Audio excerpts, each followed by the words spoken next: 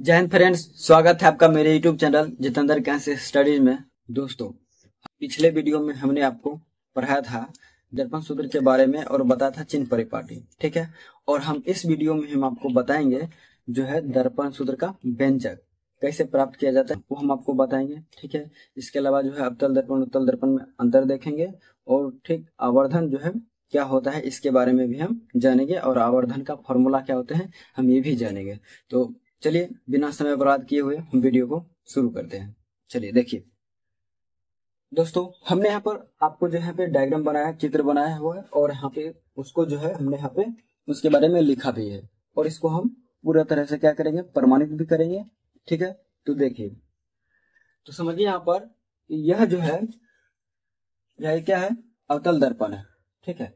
यानी कि यहाँ देख रहे होंगे एम और एम डैश नाम का एक अवतल दर्पण है, ठीक, जिसका जो है ध्रुव P है। ये अवतल दर्पण है, इसका ध्रुव क्या है, P है। और जो है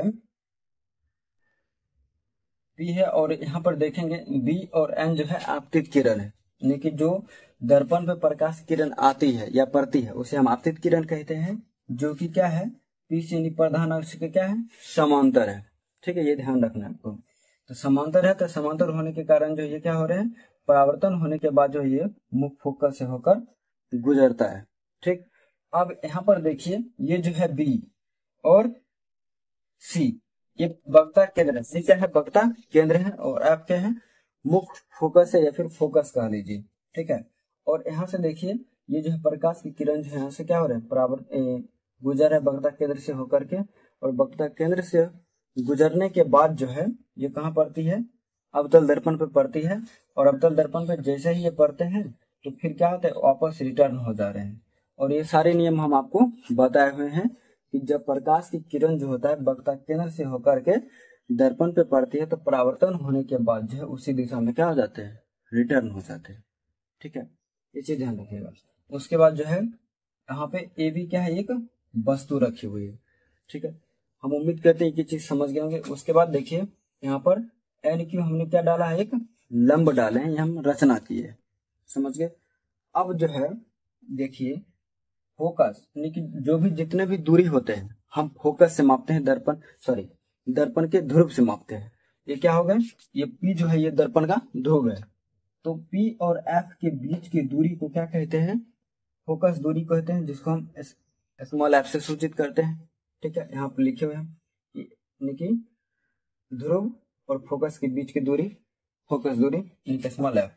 उसके बाद देखिए यानी कि ध्रुव और ए डैश ये क्या बन रहा है, ए बी एक वस्तु है जिसका परावर्तन होने के बाद जो है इस वस्तु का प्रतिबिंब कौन बन रहा है, ए डैश और बी डैश बन रहा है, ठीक है। तो प्रतिबिंब यहाँ बन रहा है, तो यहाँ से यहाँ तक का जो दूरी यानी ध्रुव से और ए डैश के बीच का जो दूरी होगा, ठीक है, उसको हम कहेंगे प्रतिबिंब दूरी। तो प्रतिबिंब दूरी को हम भी से सूचित करते हैं, ठीक है, हमने अभी लिखा हुआ यहाँ पे। उसके बाद देखिए ये ए बी क्या है, वस्तु है, जो कि मैंने आपको पहले बताया है।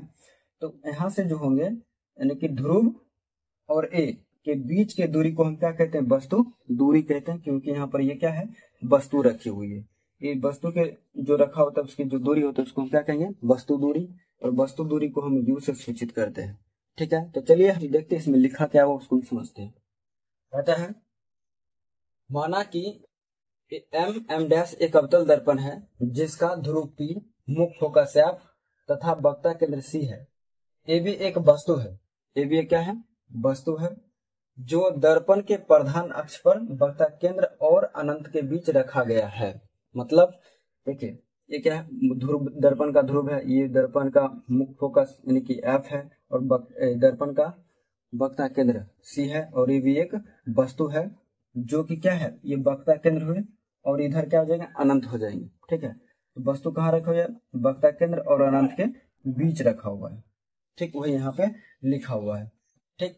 उसके बाद देखिए जिसका वास्तविक प्रतिबिंब A dash B dash focus F तथा वक्ता केंद्र सी के बीच बन रहा है, ठीक है। अब समझिएगा, अब ये भी ये क्या है, वस्तु है जिसका जो है यानी कि क्या हो रहा है, ये परावर्तन के बाद जो है इसका प्रतिबिंब कहाँ बन रहा है, यानी कि देखेंगे ये फोकस है और ये क्या है, वक्ता केंद्र है।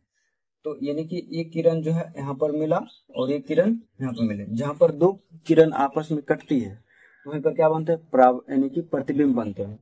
तो ए डैश बी डैश क्या है, प्रतिबिंब है। तो यहाँ पर ध्यान से देखेगा, ए नीचे ए यहाँ पर, इसलिए वस्तु का प्रतिबिंब यहाँ कैसा बन रहा है, उल्टा बन रहा है। ठीक है, तो उल्टा बन रहा है कि जो वस्तु जो है दर्पण के सामने बनता है और उल्टा बनता है, वो क्या होता है, वास्तविक और उल्टा प्रतिबिंब होते हैं।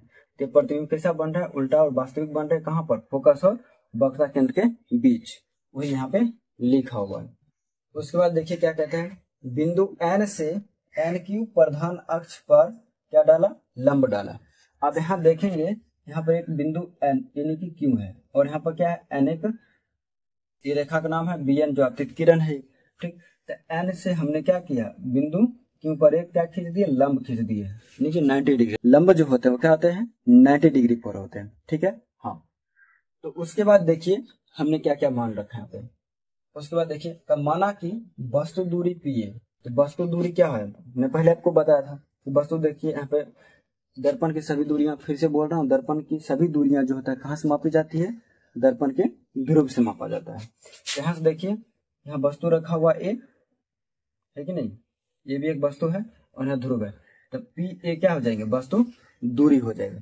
तो वस्तु दूरी यानी कि पी ए, वस्तु दूरी को हम यू से सूचित करते हैं, जो है लिखे हैं, हम यहाँ भी लिख दिया पी ए बराबर क्या लिखे हैं, यू लिख दिया है। ठीक, उसके बाद देखिए प्रतिबिंब दूरी, तो प्रतिबिंब दूरी यहाँ पर क्या है, ये देखिए ए डैश बी डैश प्रतिबिंब है, यानी कि ए डैश और पी ए डैश जो होता है, इसके बीच का जो दूरी होता है ये होता है प्रतिबिंब दूरी, इसको हम भी से सूचित करते हैं। यहाँ देखिए लिखे हुए प्रतिबिंब दूरी पी ए डैश भी होता है। इसके बाद फोकस दूरी पी एफ जो है, यानी कि स्मॉल एफ से दूरी, स्मॉल एफ से सूचित करते हैं, यानी कि देखिए ध्रुव पी और यहाँ पे फोकस एफ के बीच की दूरी क्या कहते हैं, फोकस दूरी स्मॉल एफ से, वही हमने लिखा पी एफ बराबर स्मॉल एफ फोकस दूरी।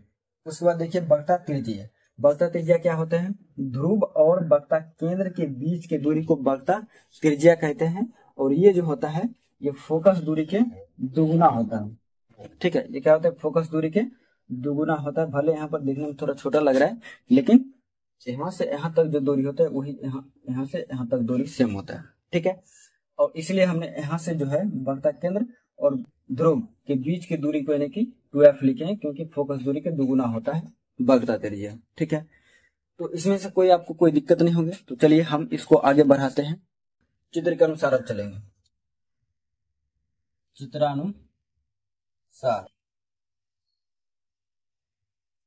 चित्रानुसार क्या देखेंगे, हम देखेंगे चित्र में, ध्यान से देखिएगा कि आपको जो है ए बी और सी एक त्रिभुज नजर आ रहा होगा, है कि नहीं है, ए बी सी क्या है, एक त्रिभुज नजर आ रहा होंगे।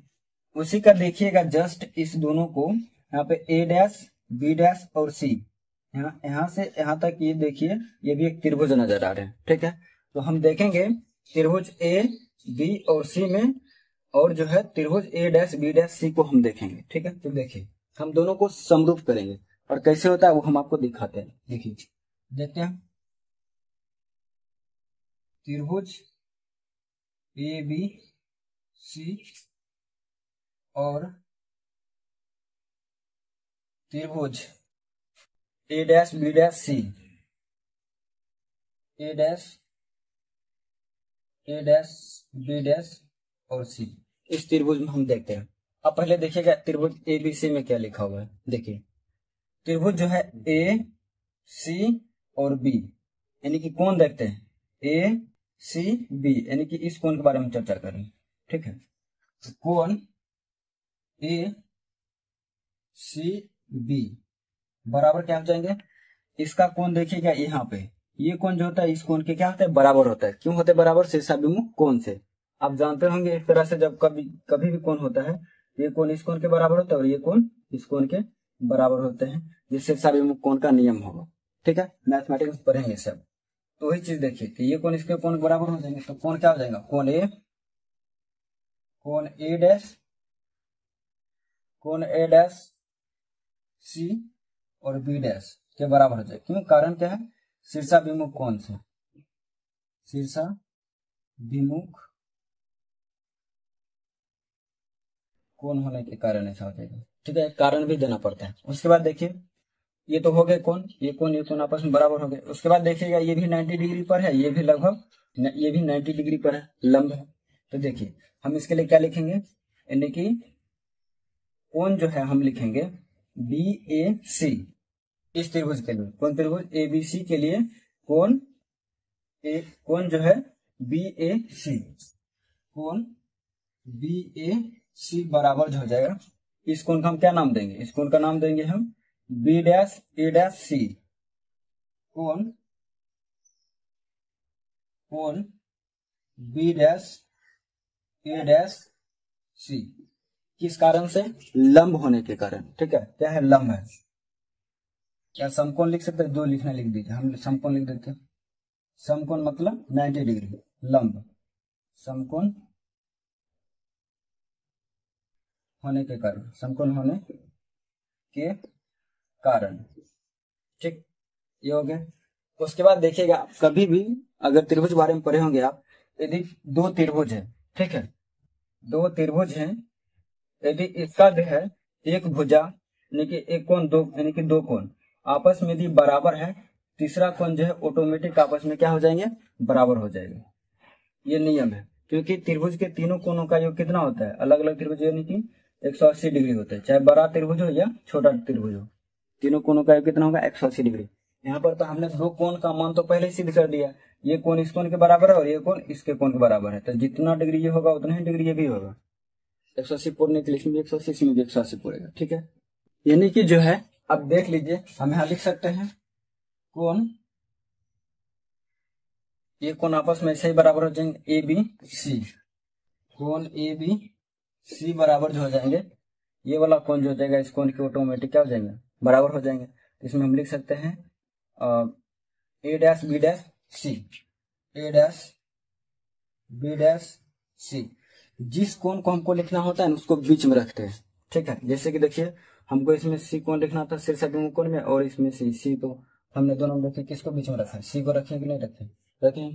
ठीक है, अब उसमें देखिए हमें कोण इसको लिखना था और कोण इसमें एक लिखना था, एक को कहाँ रखें, बीच में रखें। ठीक, इसमें भी देखिए हमको कोण को लिखना था तो इसको हम बीच में लिखें। तो जिस कोण को हमको लिखना होता है उस कोण को हम बीच में रखते हैं, उसको बीच में, समझ में आया। ठीक है, अब देखिए ये क्यों हुआ, क्योंकि दो कोण यदि आपस में बराबर हो गया, तीसरा कोण जो है ऑटोमेटिक क्या हो जाएंगे, आपस में बराबर हो जाएंगे, यानी शेष कोण भी क्या होगा, आपस में बराबर हो जाएंगे, शेष कोण। समझ गए, अर्थात यहाँ पर देखेंगे जब किसी त्रिभुज के तीनों कोण आपस में बराबर हो जाते हैं, ठीक है, तो ये जो नियम होता है इसको कहते हैं एंगल एंगल एंगल, क्योंकि कोण है। ठीक है, तो जब एंगल एंगल एंगल नियम काम करता है, दो त्रिभुज जब आपस में क्या होते हैं, बराबर हो जाते हैं, समरूप हो जाता है लगभग कोण, तो उसको क्या कहते हैं, तो उसको हम समरूप त्रिभुज कहते हैं। तो आप यहाँ देखेंगे ये छोटा त्रिभुज है और ये बड़ा त्रिभुज है, समरूप होता है जो उसी के आकार के दिखे, ठीक है, उसको समरूप कहते हैं। और सर्वांशम एक होता है, सर्वांशम उसे कहते हैं जो किसी चीज को आकार में, मान लीजिए वो भी त्रिभुज है, वो त्रिभुज है, जब एक त्रिभुज दूसरे त्रिभुज को ढक ले पूरी तरह से तब वो सर्वांशम होता है। ठीक है, लेकिन एक बड़ा त्रिभुज लेते हैं, एक छोटा त्रिभुज लेंगे, तो दोनों त्रिभुज का आकार कैसा लगता है, मतलब देखने में त्रिभुज ट्रायंगल लगता है, तो भले एक छोटा है बड़ा है, तो उसको हम बोलेंगे क्या, समरूप बोलते हैं। यहाँ भी कुछ ऐसा स्थिति, ये छोटा ये बड़ा है तो समरूप है, ना कि सर्वांशम है। इस हिसाब से हम बोलेंगे त्रिभुज ए बी सी, त्रिभुज ए बी सी समरूप का चिन्ह ऐसे होता है। ठीक है, त्रिभुज ए बी सी समरूप, त्रिभुज ए डैश बी डैश सी। ठीक है, अतः जो त्रिभुज आपस में समरूप होते हैं उनकी भुजाएं आपस में समानुपाती होती है। ठीक है, क्या होते हैं, भुजा समानुपाती होती है, तो हम लिख सकते हैं यहाँ पे, अतः इनकी भुजा क्या होगा, इनकी भुजाएं समानुपाती होगी, अतः इनकी भुजाएं क्या होगा, समानुपाती होगी। अब इनका भुजा क्या है, देख लीजिए, देखना है आपको, तो देखिए यहाँ पर हो गया जैसे ए बी, ये त्रिभुज है, इसकी त्रिभुज भुजा क्या होंगे, ए बी,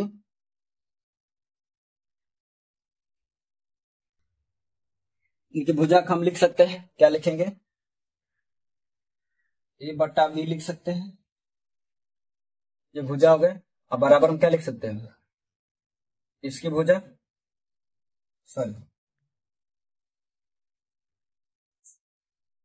इसका हम क्या लिख सकते हैं, ए बी भुजा हो गया इस त्रिभुज में ए बी, और इसके त्रिभुज में जो वैसा ही क्या है भुजा उसका ए डैश बी डैश, ए डैश बी डैश है, और बराबर किसके हो जाएंगे इस त्रिभुज के ए सी, भुजा ए सी, ए सी बट्टा में क्या हो जाएंगे ए डैश सी, या फिर लिख सकते हैं ए डैश सी ए डैश लिख सकते हैं सी ए डैश। इसको हम मानेंगे समीकरण 1, ठीक है, इसको क्या मान लिया हम समीकरण 1, फिर कैसे लिख लेते हैं समीकरण 1 मान लिया। इसी प्रकार से सिमिलरली, इसी प्रकार से, इसी प्रकार से हम देखेंगे। अब यहाँ पर देखिए एक त्रिभुज यहाँ पर है और यहाँ पर है, इसी से संबंधित एक त्रिभुज यहाँ पर है और एक देखिए बड़ा त्रिभुज यहाँ पर है, ठीक है। हम जो है ये त्रिभुज यानी कि त्रिभुज इसका नाम हो गया क्या होगा एन क्यू एफ, और ये वाला जो त्रिभुज है नीचे जो बन रहा है, ठीक है, इसका नाम होगा ए डैश बी डैश और एफ।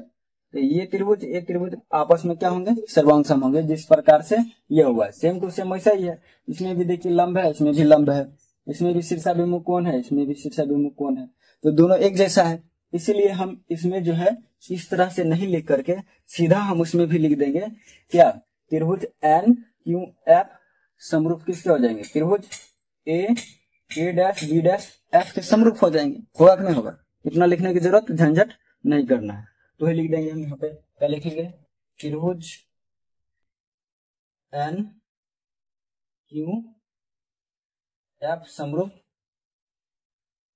त्रिभुज क्या हो जाएंगे त्रिभुज ए डैश बी डैश एफ, त्रिभुज ए डैश बी डैश एफ। अब आपको यहाँ पे देखिए वहां पे जगह छोटा पड़ गया था, ठीक है, फिर से हम यहाँ पे अब लिख रहे हैं उसके बारे में। तो सिमिलरली जिस प्रकार से उस त्रिभुज में हुआ था समरूप, उसी प्रकार से इसमें भी होंगे। त्रिभुज एन क्यू एफ समरूप त्रिभुज क्या हो जाएंगे ए डैश बी डैश एफ समरूप हो जाएंगे, ठीक है। अब देखिए इसमें क्या लिखेंगे, इसमें भी क्या होगा अतः इनकी भी भुजाएं क्या होंगे आप समानुपाती होंगे। देखिए वही लिखेंगे हम यहाँ पे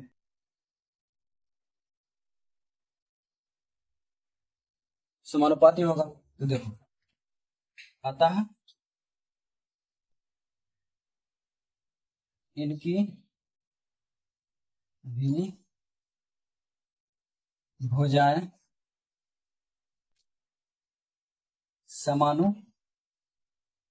समानुपाती होगी, ठीक है। अब देखिए अब इनकी भुजा समानुपाती हुए, अब इसके लिए क्या लिखेंगे, इसमें हम लिखेंगे एन क्यू है ना भुजा, एन क्यू त्रिभुज के लिए क्या हो जाएगा भुजा एन क्यू, हम लिखेंगे एन क्यू बट्टा में क्या लिखेंगे बट्टा में उसके लिए लिखेंगे इसी जैसा लंब जैसा इसमें है ए डैश बी डैश, ए डैश बी डैश लिख देंगे। और इसमें देखिए क्या है, इसमें ध्यान से देखिएगा यहाँ पे हमने पी नहीं लिया था, यहाँ पे क्यू लिए थे Q F, Q F Q लिखेंगे यहाँ पे क्यू एफ बट्टा में, और इस त्रिभुज के लिए क्या हो जाएंगे इस त्रिभुज के लिए होंगे ए डैश एफ होगा, या फिर एफ ए डैश जो भी लिखना है लिख लीजिए। हम लिख लेते हैं यहाँ पे ए डैश एफ लिख लेते हैं, कोई दिक्कत नहीं है। अब यहाँ पे एक चीज और है, यदि जो आप यहाँ पे एक बिंदु देख रहे हैं क्यों, ये जो बिंदु क्यों है इसको हम क्या करते हैं इस बिंदु क्यों को जो है पी के काफी निकट ले जाएंगे, काफी नजदीक जब ले जाएंगे, ये जो बिंदु एफ है ये बिंदु एफ है, एफ जो एफ क्यों होगा वो एफ पी के क्या हो जाएंगे आपस में बराबर हो जाएगा, ठीक है। चलिए हम आपको दिखाते हैं, यहाँ लिखना पड़ेगा वो कैसे वो समझा देंगे और भी समझ जाइएगा। लगभग दोनों अगर मान लीजिए इसको हल्का खिसका देंगे तो थोड़ा खिसक जाएगा, तो उससे कोई मतलब नहीं होगा, उससे कोई दिक्कत नहीं होगी, ठीक है। इसके लिए खिसका दिया जाता है। हम लिखेंगे पुनः हम मानेंगे, पुनः माना कि बिंदु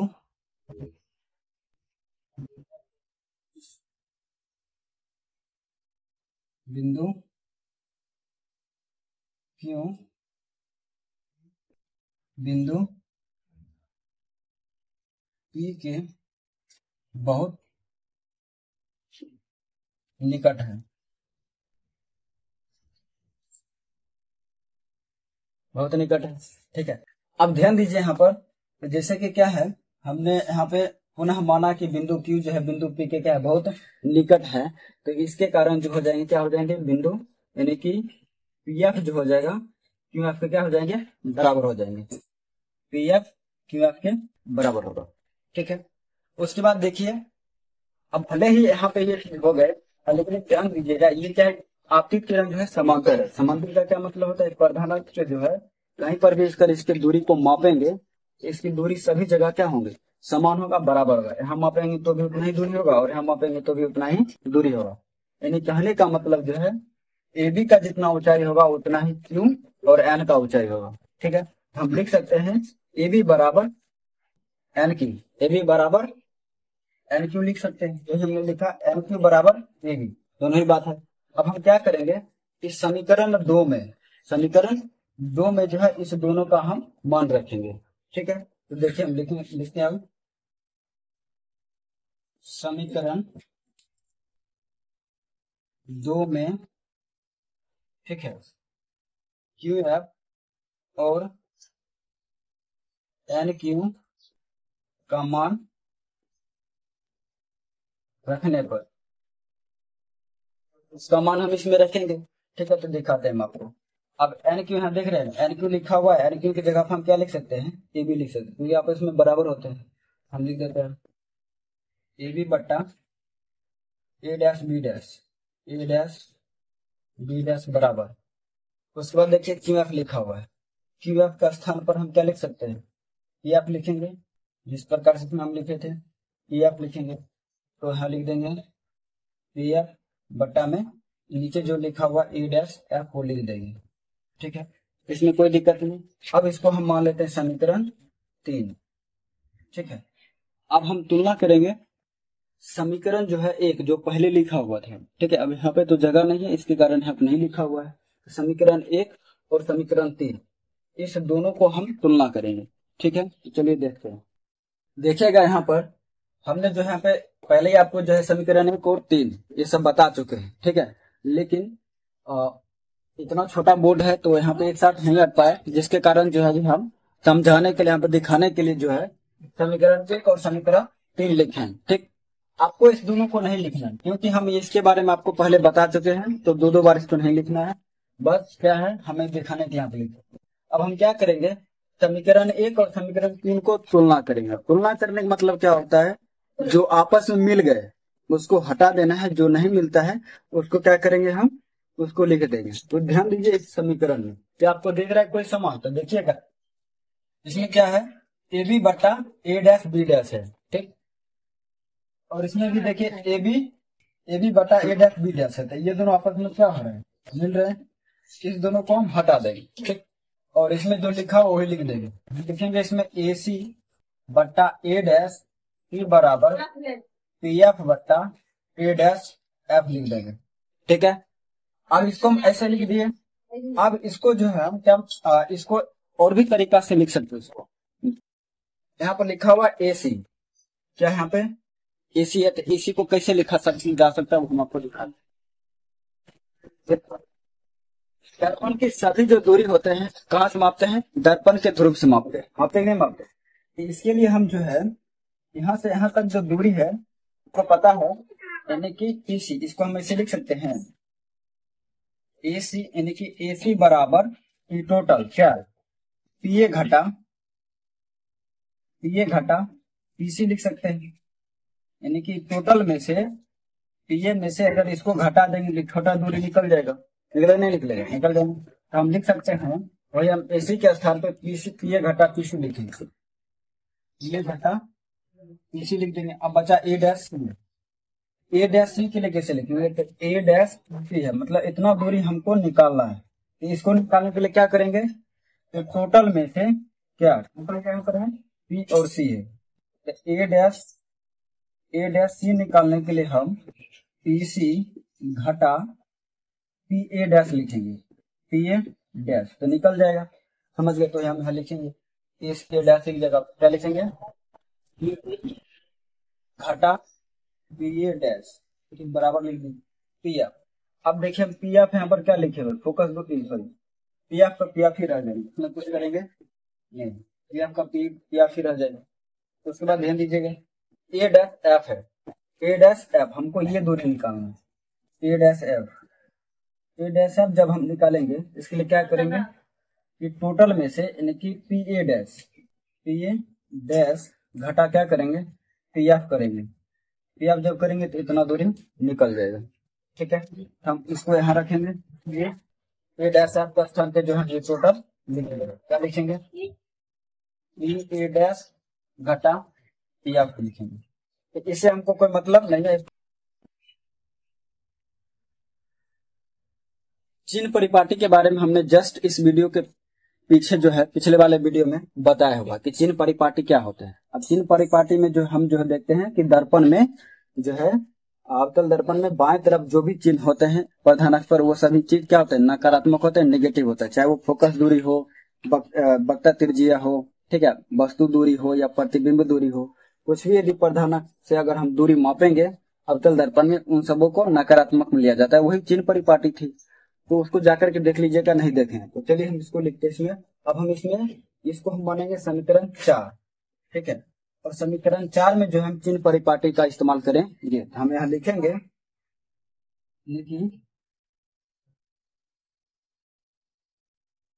चिन्ह परिपाटी, चिन्ह परिपाटी का उपयोग करते हुए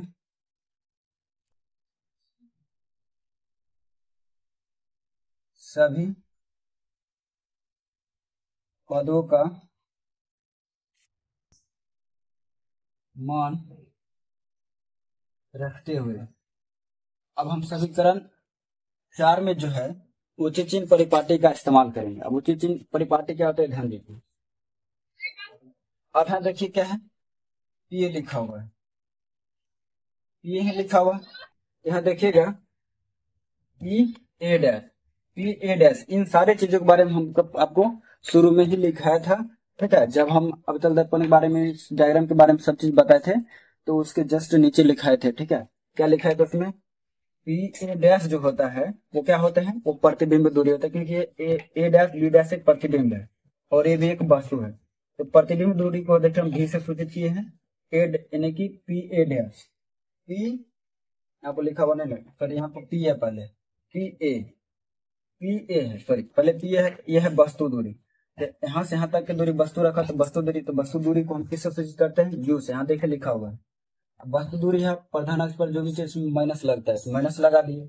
अब जो चिन्ह है माइनस घटा है तो घटा लगा देंगे। पीसी देखिए, अब पीसी जो है ये होता है, क्या होता है, ये वक्ता त्रिज्या होता है, तो वक्ता त्रिज्या के लिए 2f लिख सकते हैं, ठीक है।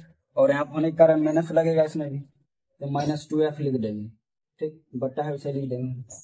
अब उसके बाद देखिए क्या लिखा है, पीसी, तो पीसी यहाँ भी, पीसी यहाँ भी, तो जो है मान होगा यहाँ होगा, 2f इसमें भी लग जाएंगे, ठीक। अब माइनस चिन्ह है, माइनस दे देंगे। पी ए डैश है, पी ए डैश। अब देखिए यहाँ पे आया प्रतिबिंब, ये भी एक वस्तु था जिसका प्रतिबिंब ए डैश बी डैश बन रहा था। इसका किससे सूचित करते हैं, बी से। यहाँ पर लिखेंगे भी, तो जो कि किसमें होगा, माइनस में ही होगा, ठीक है। अब यहाँ बराबर है तो बराबर दे देंगे, पी ए डैश लिख दिए।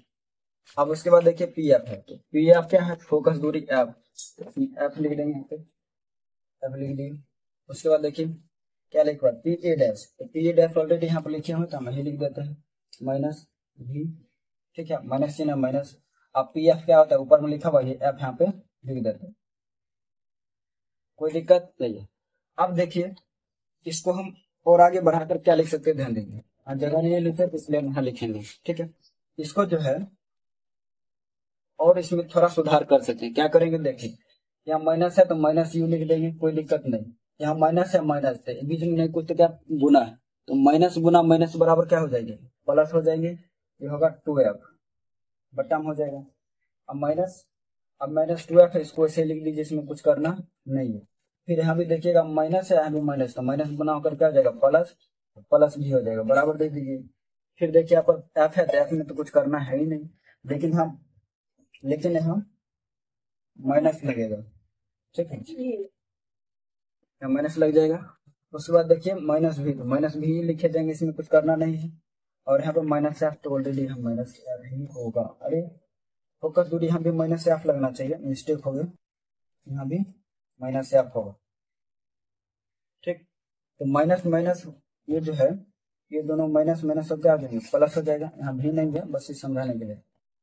ठीक, ये भी क्या हो जाएगा, प्लस हो जाएगा। अब क्या करेंगे हम, अब जगह तो है नहीं, तो जगह नहीं होने के कारण हम फिर से इसको हटा करके मिटा उटा करके तब लिखेंगे इसको हम। अब देखिए इसको हम क्रॉस मल्टीप्लिकेशन करेंगे, ऊपर नीचे दोनों को गुना करेंगे आपको।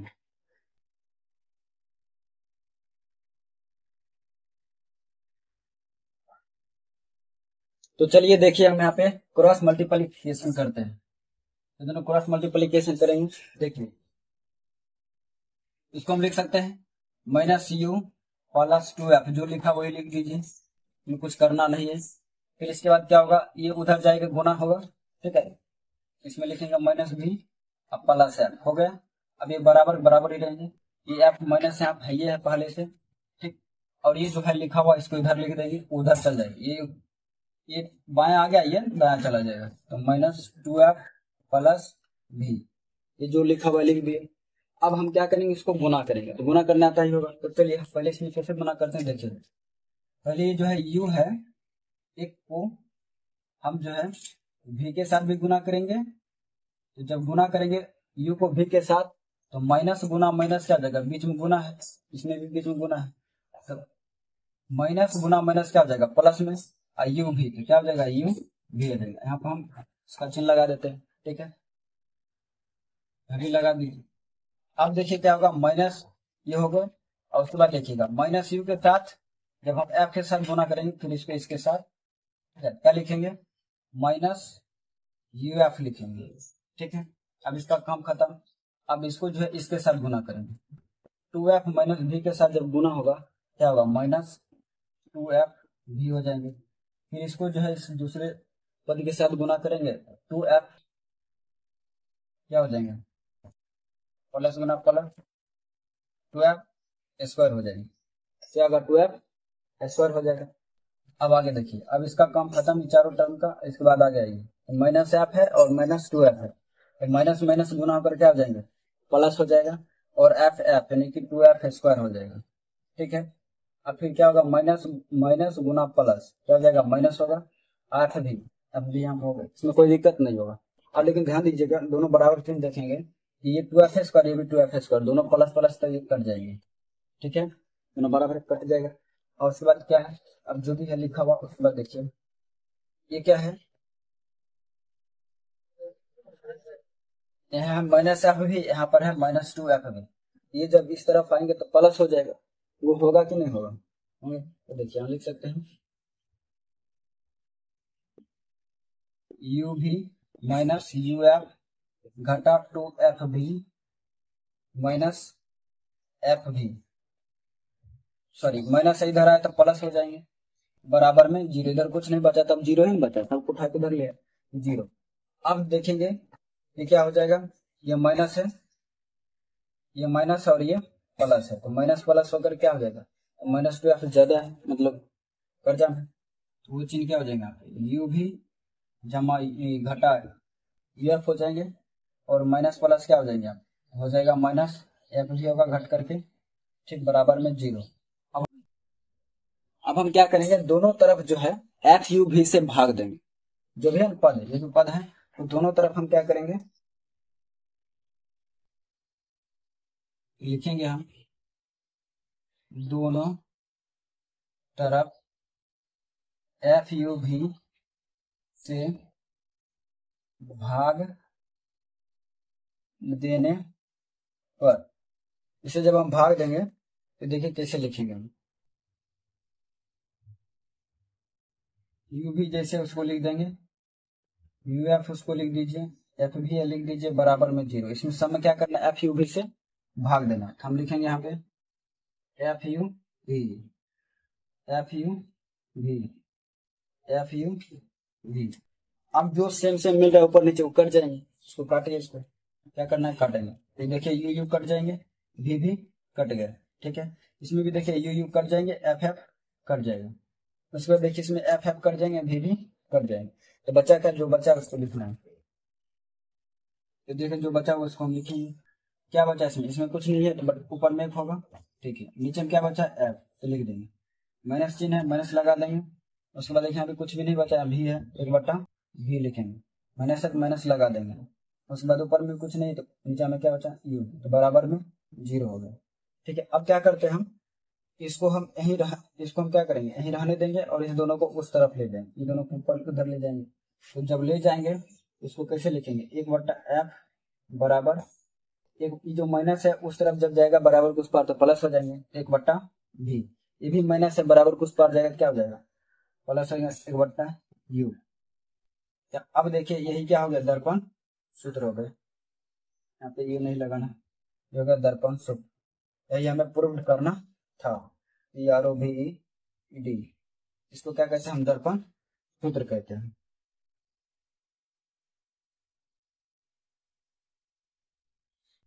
चलो देखिए अगला टॉपिक हम देखते हैं आवर्धन। आवर्धन क्या होता है समझते हैं। आवर्धन को इंग्लिश में कहते हैं मैग्निफिकेशन। आप कभी जो है बचपन में देखे होंगे, यदि कभी पहले जमाने में क्या होता था, ऑब्जर्व बॉक्स जिसको इंस्ट्रूमेंट बॉक्स कहते हैं, ठीक है, छोटा छोटा जिसमें स्केल, डिवाइडर, रबर, कटर, ठीक है, पेंसिल वगैरह सारा चीज रहता है, चांद वगैरह रहता है। तो उसमें जो है ना पहले जमाने में एक गोल सा इस आकार का लगभग एक लेंस आता था। इससे क्या करते थे, जो है जैसे सूर्य प्रकाश है, सूर्य प्रकाश में इसको ऐसे रख के कागज के सामने में रखते थे, तो सूर्य प्रकाश जब उस पर पड़ता था ना तो वो क्या होता था, उसको जला देता था। तो उसको कहते हैं आवर्धक लेंस। क्या कहते हैं इसको? आवर्धक लेंस। इतना ही नहीं, उसका इस्तेमाल जो होता है हम लोग करते थे, जैसे पन्ना पेज होता है, उसको अगर ऊपर से हल्का उठाकर देखते तो अक्षर छोटा जो होता था ना वो बड़ा दिखाई देने लगता था, ठीक है, किससे? आवर्धक लेंस से। तो उसी से एक शब्द आता है, यानी कि वही होता है आवर्धन। क्या लिखा हुआ है यहाँ पे?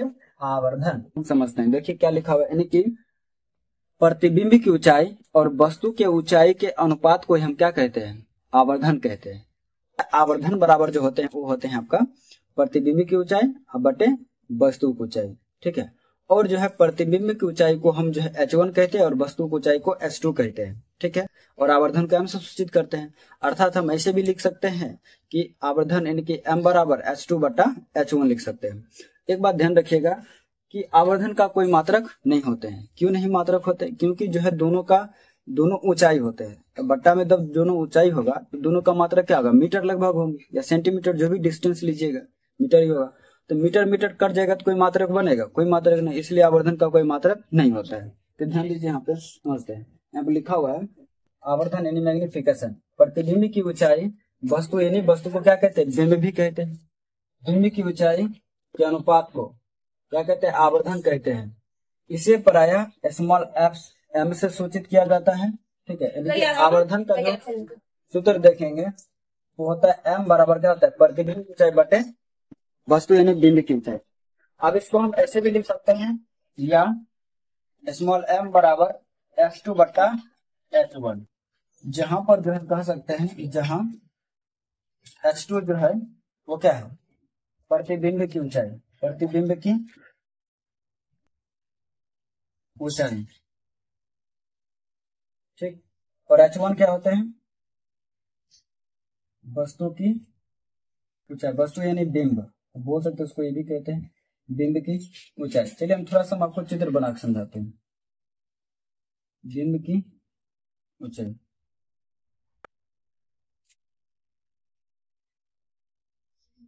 अब देखिए क्या है, ये अवतल दर्पण है। हम यहाँ पे जो बना रहे हैं चित्र, ये अवतल दर्पण है, यहाँ पे ऐसे है, ठीक है। अब इसमें देखेंगे यहाँ पर हम कहीं पर ये मान लीजिए फोकस हो गया, ये वक्ता केंद्र हो गया, ये ध्रुव हो गए। अब यहाँ पर कोई वस्तु रखा होगा, ठीक है, यहाँ पर कोई वस्तु रखे हुए, जब यहाँ रखते हैं किसी वस्तु को तो ये क्या होता है? इसे होते हैं फोकस हो जाता है और ये वक्ता केंद्र सतर्क हो जाता है, इसका प्रतिबिंब यहाँ पर बन जाता है। बनता है नहीं बनता?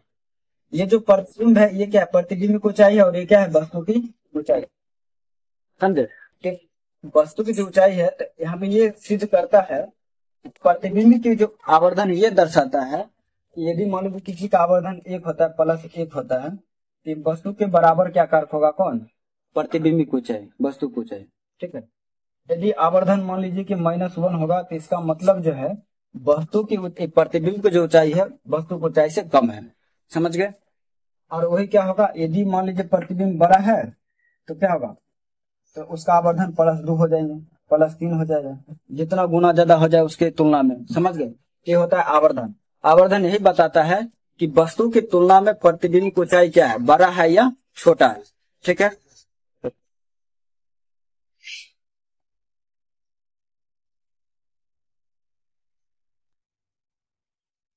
ये देखिए अवतल दर्पण है। ठीक है, यहाँ इसका क्या होगा, फोकस, यहाँ क्या होगा, वक्ता केंद्र होगा। मान लीजिए जब हम वस्तु को ध्रुव यानी पी और फोकस यानी फोकस के बीच रखते हैं किसी वस्तु को, इसका प्रतिबिंब जो होता है कहाँ बनता है, होकर गुजरता है, ये होते हैं और डैश डैश होकर के यहाँ आते हैं और डैश डैश होकर आगे बढ़ाते हैं और इसको आगे बढ़ाते हैं। तो इसका जो होता है प्रतिबिंब यहाँ पे डैश डैश करके बनता है। यहाँ देखिए वस्तु ए है और यहाँ पे बी है, तो इसका जो प्रतिबिंब बना कैसा बना, कैसे बनता है प्रतिबिंब, ए डैश बी डैश कैसा बना, सीधा। तो इसके लिए आवर्धन क्या होगा, प्लस में होगा। ठीक है, तो ये नहीं कि यहाँ प्लस और माइनस का अर्थ क्या होता है वही हम आपको समझाना चाहते हैं। तो देखिए आवर्धन, यदि आवर्धन धनात्मक होता है, क्या होता है, धनात्मक, धनात्मक बोले तो प्लस, पॉजिटिव होता है तो होता है तो प्रतिबिंब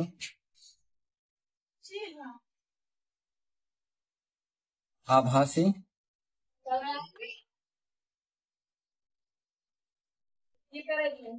और सीधा होता है, आभासी और सीधा होता है। यानी कि जब भी कहीं पर भी आपको मिले कि आवर्धन धनात्मक बना है, इसका मतलब वस्तु का प्रतिबिंब कैसा बना होगा, आभासी बना होगा और सीधा बना होगा। यदि कहीं मिलता है आपको, यदि आवर्धन, यदि आवर्धन कैसा हो, ऋणात्मक होगा यानी नकारात्मक, नेगेटिव होगा, होता है, तो प्रतिबिंब जो होते हैं वो कैसा होता है, प्रतिबिंब वस्तु का अपेक्षा कैसे बनता है, उल्टा बनता है, ऐसे बने उल्टा। ठीक है, जैसे देखिए अभी हमने क्या कहा था, प्रतिबिंब आभासी और सीधा, तो प्रतिबिंब आभासी बना, देखिए दर्पण के पीछे बना, किधर बना, दर्पण के पीछे, लेकिन कैसा बना, सीधा बना, सीधा बना, बना ही नहीं बना सीधा। तो दर्पण पीछे मतलब आभासी हो गए और जो है क्या बन रहा है, सीधा बन रहा है, यानी पूरा जैसे वस्तु है रखा वैसे ही इसका आकार बना। ठीक, लेकिन वही क्या है वहां पे है, देखिए यदि आवर्धन ऋणात्मक होता है तो प्रतिबिंब कैसा होता है, वास्तविक एवं उल्टा होता है। ऋणात्मक आवर्धन का मतलब ये होता है कि वस्तु कैसा बन रहा है, उल्टा बन रहा है और कैसा बन रहा है, वास्तविक बन रहा है। जैसे कि हम आपको यहाँ दिखाते हैं, देखिए ये क्या है, अवतल दर्पण है। ठीक, यहाँ पे क्या होगा, इसका फोकस यहाँ बलता केंद्र होगा। जब वस्तु को बलता केंद्र और फोकस के बीच रखते हैं तो उसका प्रतिबिंब कैसा बनता है, बड़ा बनता है। लेकिन हम जो यहाँ पे बड़ा बनता है, चलिए यहीं पर रखते हैं, उसके यहाँ जब रखेंगे फोकस होकर गुजरेगा, कहाँ से गुजरता है, बलता केंद्र से। ठीक है, बलता केंद्र होकर गुजरा तो बहुत आगे जाकर के ये मिलता है, कैसा बनता है, बड़ा बनता है प्रतिबिंब। ये क्या है, प्रतिबिंब है, लेकिन कैसा बन रहा है, वास्तविक बन रहा है। क्यों वास्तविक बन रहा है, क्योंकि ये दर्पण के सामने बन रहा है। तो जो प्रतिबिंब दर्पण के सामने बनता है उसको वास्तविक प्रतिबिंब कहते हैं। अब एक बात बताइए, ये वस्तु है, ये है ना वस्तु, और ये कैसा बन रहा है, ये सीधा है, लेकिन इसका प्रतिबिंब देखिए कैसा बना है, उल्टा बना है। तो ये आवर्धन यदि मान लो कहीं माइनस लिखा हुआ है तो इसका मतलब यही होता है कि वस्तु का प्रतिबिंब दर्पण के सामने बना है और उल्टा बन रहा है। और आवर्धन यदि कहीं धनात्मक लिखा होगा, पॉजिटिव लिखा होगा, इसका मतलब ये होता है कि वस्तु का जो प्रतिबिंब है दर्पण के पीछे बन रहा है और कैसा बन रहा है, सीधा बन रहा है। समझे कि नहीं समझे, अवतल दर्पण का आवर्धन, आवर्धन धनात्मक और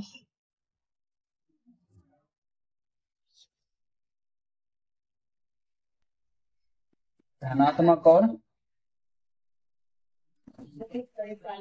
ऋणात्मक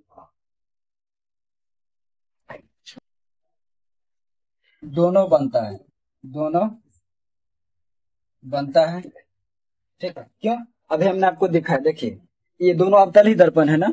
एक में देखिए क्या हो रहा है, आभासी बना और सीधा बना, जो कि दर्पण पीछे बना। एक ही स्थिति में अवतल दर्पण में वस्तु का प्रतिबिंब क्या होते हैं, आभासी और सीधा बनता है।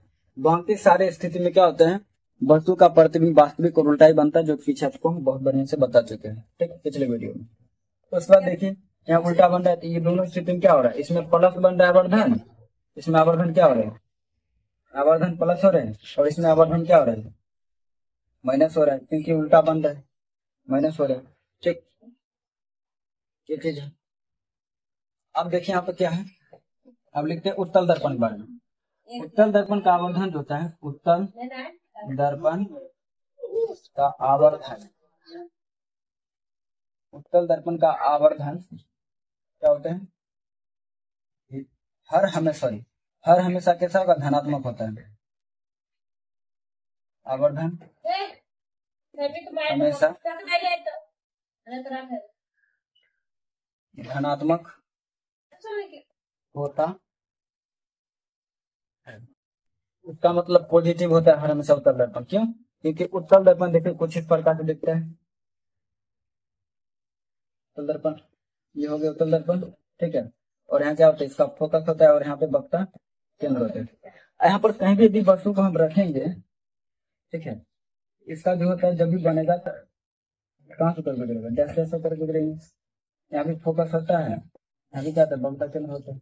जब भी प्रतिबिंब बनेगा तो डैश डैश होकर ही बनेगा, तो डैश डैश से क्या होता है, आभासी बनता है। कुछ भी करो इसमें हमेशा आभासी और छोटा बनता है। इसलिए पूछता है कि किस दर्पण का प्रतिबिंब हमेशा आभासी और सीधा और छोटा बनता है, तो होता है उत्तल दर्पण का, ठीक है। तो चीज ध्यान रखिएगा। और समतल दर्पण का भी जो है आवर्धन प्लस होता है, ठीक, और अवतल दर्पण भी आवर्धन प्लस और ऋणात्मक दोनों होता है, ध्यान रखिए। ये चीज ध्यान रखना आपके, इसमें कोई दिक्कत नहीं होगा। एक और चीज हम आपको बताना चाहते हैं, यदि कहीं आपको दिख जाए आवर्धन प्लस 1, प्लस 2, प्लस 3, और कहीं देखेगा आवर्धन -1, -2, -3, इसका क्या मतलब, माइनस तो प्लस तो ये 3 दिखा देता है कि आवर्धन कैसा बन रहा है, आभासी बन रहा है, मतलब वस्तु प्रतिबिंब आभासी बन रहा है और सीधा बन रहा है। ये चीज समझना, प्लस से क्या समझ में आएगा आपको कि प्रतिबिंब जो है आभासी और सीधा बन रहा है। नेगेटिव यानी कि नकारात्मक से पता चलेगा, ऋणात्मक चिन्ह से, कि प्रतिबिंब उल्टा और वास्तविक बन रहा है, दर्पण सामने बन रहा है। अब 1, 2 क्या बताएगा, 1, 2, 3 जो होता है ये बताता है कि प्रतिबिंब की ऊंचाई जो है प्लस में होगा, +1, +2, +3 जो है ये ऐसा लिखा हुआ है। तो जो वस्तु का प्रतिबिंब जो होगा ना, वस्तु की तुलना में इतना गुना ऊंचा है, कितना गुना ऊंचा है, वही दिखाता है, समझे। जैसे हम लिख दिए, जैसे हम बोले थे ना, क्या वो नहीं लिखेंगे, यहाँ पे जैसे हम लिखते हैं m बराबर S2/H1 होता है। तो अगर मान लीजिए प्रतिबिंब H1 क्या होता है, H1 क्या होता है, प्रतिबिंब क्या होता है, सॉरी वस्तु को ऊंचाई होता है, वस्तु की ऊंचाई होता है, और ये क्या होता है, प्रतिबिंब की ऊंचाई होता है, प्रतिबिंब की ऊंचाई होता है। अब इसमें क्या होगा, अब ये मान लीजिए क्या होगा, प्रतिबिंब वस्तु की ऊंचाई है 10, क्या है 10 मीटर, और प्रतिबिंब की ऊंचाई क्या होता है, प्रतिबिंब की ऊंचाई मान लीजिए क्या होगा 40 मीटर, मतलब बड़ा बन गया प्रतिबिंब, बड़ा बन गया, मीटर मीटर के मतलब 4 हुआ, क्या होगा 4, प्लस में होगा ना, क्या होंगे। अगर मान लीजिए प्लस लगा, इसका मतलब आभासी बना है, सीधा बना है, ये आभासी बना है, तो लेकिन कितना गुना, 4 गुना। 4 का क्या मतलब, 4 गुना होगा नहीं होगा, 4 में 10 मीटर था कौन, वस्तु को ऊंचाई, लेकिन 40 मीटर हो गया प्रतिबिंब की ऊंचाई, कट करके आया 4, 4 क्या मतलब 4 गुना बना, क्या बना 4 गुना बड़ा बना, समझ गए। अगर वही मान लीजिए कि माइनस अगर रहेगा लिखा हुआ, तो इसका मतलब उल्टा बना है, 4 गुना बड़ा तो बना है लेकिन उल्टा बना है, समझ गए, इसे ध्यान रखिए। अब वही अगर लिखा जाएगा 0.1 या 0.1 पहुंच जाएगा, इतना छोटा हो गया गुना, समझ गए, इतना गुना छोटा हो, आवर्धन में भी इतना आ गया, तब कभी कभी होता है, आवर्धन का मात्रक नहीं होता है, आवर्धन का कोई मात्रक नहीं होता, क्योंकि यहाँ पर देखिए मीटर मीटर कट गया, कोई मात्रक ही नहीं बचेंगे, कोई मात्रक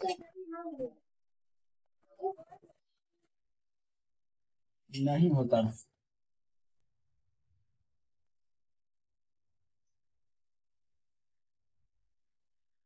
आवर्धन का एक और फॉर्मूला होता है जो कि हम आपको नहीं बताया। एम से सूचित करते हैं, आवर्धन को जानते हैं। इसका एक फॉर्मूला और होता है माइनस वी बटा यू होता है। तो जहां पे यानी कि वी जहां पर है ये क्या होता है, प्रतिबिंब दूरी। क्या होता है, प्रतिबिंब दूरी। जहां वी बराबर क्या होता है, प्रतिबिंब दूरी, और ये क्या होता है, वस्तु दूरी होता है। ठीक है, यानी बिंब दूरी। ये भी फॉर्मूला होता है, इसे भी नोट कर लीजिए। अवतल दर्पण एवं उत्तल दर्पण में अंतर देखो। अवतल दर्पण को जो है इंग्लिश में कहते हैं कॉनकेव मिरर, ठीक, और उत्तल दर्पण को इंग्लिश में कहते हैं कॉन्वेक्स मिरर कहते हैं, ठीक। अब देखो यहाँ पे लिखा हुआ है, अवतल दर्पण की परावर्तक सतह धंसी रहती है और उत्तल दर्पण की परावर्तक सतह कुबरी रहती है। पहले बता चुके हैं तुम्हें, लेकिन फिर भी देखो बनाकर दिखा रहे। ये देखो क्या अवतल दर्पण है। अवतल दर्पण परावर्तक सतह क्या होते हैं, ये जो जिस सतह से, ठीक है, जिस सतह से प्रकाश की किरण जो है पड़ने के बाद वापस उसी दिशा में मुड़ जाती है या टकरा करके रिटर्न हो जाती है, उसे कहते हैं परावर्तक सतह। तो ये जो देख रहे हो रंगा हुआ भाग, ये तो रंजित भाग है, लेकिन जिस सतह से देख रहे हो टकरा कर भाग रहा है आगे वाला, यही होता है परावर्तक सतह। तो इसका परावर्तक सतह कैसे होता है, इस तरफ होता है, ऐसे होता है, धंसा होता है, ये धंसे हुए हो गए। यानी कि क्या होगा, अवतल दर्पण की जो है परावर्तक सतह धंसी रहती है। वही उत्तल दर्पण देखो कैसे होता है। उत्तल दर्पण ये देखो हो गया, ठीक है, ये उत्तल दर्पण हो गए। यहाँ पे इसका फोकस होता है, यहाँ वक्ता केंद्र होता है। तो इसका ध्यान से देखोगे तो ये देखो रंगा हुआ भाग इसका धंसा हुआ है, लेकिन ये जो हिस्सा है इसमें प्रकाश किरण क्या होते हैं, परावर्तित होकर कैसे मुड़ता है, ठीक है। इसका जो है परावर्तक सतह कैसे उभरा हुआ है कि नहीं, ये देख रहे हो कैसे उभरा हुआ है, और उसका कैसे था, धंसा था। यानी कोई लिखा हुआ है उत्तल दर्पण की परावर्तक सतह उभरी होती है, उभरा हुआ है, और अवतल दर्पण परावर्तक सतह धंसी होती है। उसके बाद दूसरा देखो, अवतल दर्पण का फोकस वास्तविक होता है। अवतल दर्पण का फोकस वास्तविक मतलब ये क्या होता है, ये परावर्तक सतह के ही दिशा में होते हैं, क्या फोकस, इसका मतलब ही हुआ। लेकिन इसमें फोकस इधर होता है, लेकिन वस्तु परावर्तक परावर्तन के बाद जो होता है इधर मुड़ जाता है, लेकिन जब बनता है प्रतिबिंब इस तरफ बनते हैं, इसलिए फोकस इधर हो जाता है इसका। तो फोकस कैसा हो जाता है, आभासी हो जाता है, और वक्ता केंद्र भी उत्तल दर्पण में आभासी हो जाता है, यानी काल्पनिक हो जाता है। और इसमें क्या होता है, परावर्तक सतह सामने में होते हैं, इसलिए क्या होता है, फोकस वास्तविक होता है, ठीक। तीसरा देखो, ये भी हो गया, ये भी हो गया। अब तीसरा देखते हैं, यह वास्तविक एवं आभासी दोनों प्रकार के प्रतिबिंब का निर्माण करता है। हम तुम्हें बताए हुए हैं कि अवतल दर्पण में कितना बार बनता है। अवतल दर्पण जो वस्तु का प्रतिबिंब जो होता है दर्पण के सामने भी बनता है और दर्पण के पीछे भी बनता है। तो पीछे जो बनता है वो आभासी हो गया, जो सामने हुआ है वो वास्तविक हो गया। तो एक ही स्थिति में अवतल दर्पण में जो है वस्तु प्रतिबिंब क्या होता है, काल्पनिक बनता है या आभासी बनता है, जब वस्तु को ध्रुव और फोकस के बीच रखा जाता है। अर्थात इस जगह पे जब रखते हैं टकरा करके फोकस हो जाता है, ठीक है, डैश डैश करके जाता है, इसे करके जाता है, डैश डैश करके यहाँ बनता है, तो इसका प्रतिबिंब यहाँ बनता है। एक ही स्थिति में अवतल दर्पण में। और उत्तल दर्पण में हर हमेशा वस्तु प्रतिबिंब आभासी बनते हैं। क्यों, क्योंकि यहाँ पर देख रहे हो इस तरफ जो है परावर्तक सतह जो होता है इस तरफ बाएं तरफ होता है, जो कि रिटर्न होकर इधर ही रह जाता है प्रकाश, लेकिन आगे क्या है, रंगा हुआ भाग होता है, तो आभासी उसमें हमेशा बनता है और छोटा बनता है, ठीक। तीसरा वाला भी समझ गए। अब चौथा देखते हैं, इसके द्वारा बना प्रतिबिंब वस्तु के आकार से बड़ा, छोटा एवं बराबर बनता है। तो पहले ही पता है, तो अवतल दर्पण वस्तु का प्रतिबिंब कैसे बनता है, छोटा, बड़ा और बराबर तीनों बनते हैं। लेकिन वही बात करें उत्तल दर्पण में, तो काल्पनिक यानी सीधा प्रतिबिंब का निर्माण तो होता ही है, लेकिन क्या होता है, इसके द्वारा बना प्रतिबिंब हमेशा कैसा होगा, वस्तु के आकार से छोटा बनता है, ठीक है, हमेशा ध्यान रखो। उसके बाद देखो, अवतल दर्पण को जो है अभिसारी दर्पण कहते हैं और उत्तल दर्पण क्या कहते हैं, अपसारी दर्पण कहते हैं। ऐसा क्यों, देखो, अभिसारी का मतलब होता है जो प्रकाश की किरणों को क्या करेगा, क्या करना है, सोख ले, खींच ले, एक बिंदु पे केंद्रित कर ले।